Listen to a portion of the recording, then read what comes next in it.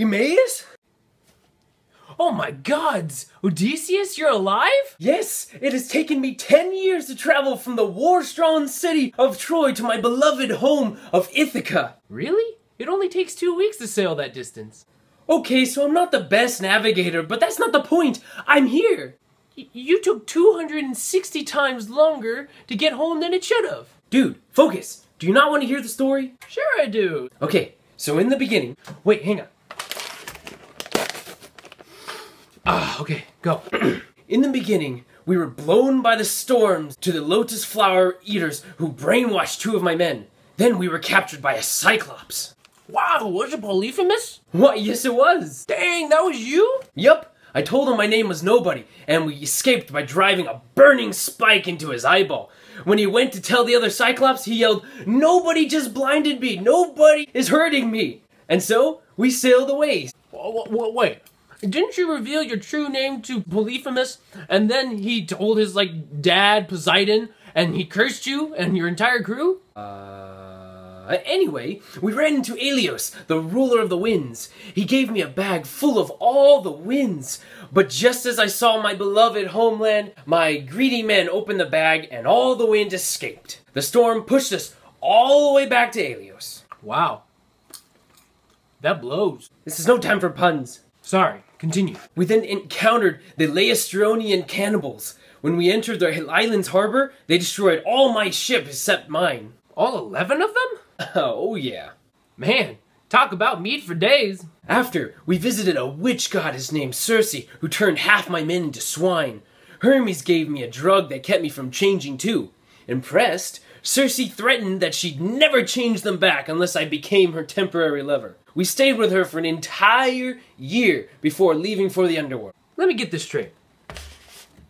Circe forced you to have sex for an entire year? Yep. Right on, dude! What happened in the underworld? So I talked to one of my dead crewmen, to the prophet Tiresias for advice, my own mother, and finally Agamemnon and Achilles. You mean the guy from the Iliad? We then sailed around the island of the sirens whose enchanting song lured men to their deaths. Thankfully, I had all my men plug their ears with beeswax, except for me. I was tied to the mast because I wanted to hear the song. How was it? Oh, it was beautiful.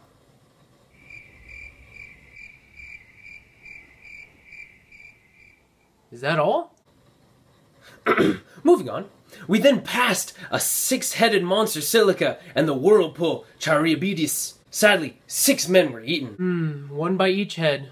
Well, when you want to say it that way. What? It's only math. Then, we got stuck on the island of Tharincia. While I was praying, my men hunted the sacred cattle of the sun god Helios, which we were strictly told not to do. As a result, the ship and all my men were swallowed by the Charybdis whirlpool. Wow, that must have been... No puns! hard to swallow. Gods help me. Okay, then what?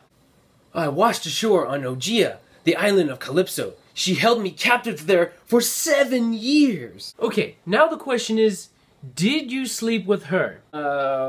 Yes? God dang it, Odysseus! Hey, it's not my fault she fell in love with me. Yeah, but it was you thinking with the wrong head.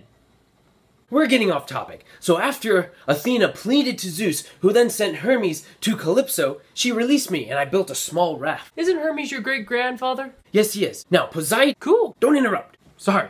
So Poseidon must have found out because he wrecked my raft, but I survived thanks to a sea nymph named Enio. I then washed up on the shore of Circe. There, I was cared for by the royal family. How nice of them. Right? So after hearing their stories, I revealed my identity and told them all about my journey from Troy. They pitied me, and because they were skilled mariners, they brought me home to Ithaca. And that's when you barged into my hut with the reveal of your aliveness. I don't think that's a word. What are you, the grammar Nazi? Huh? Never mind. What of my wife and son? Are they alive and well?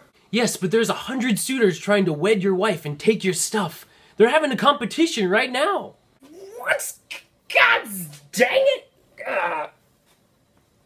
it! My work is never over. I like the disguise! What a character.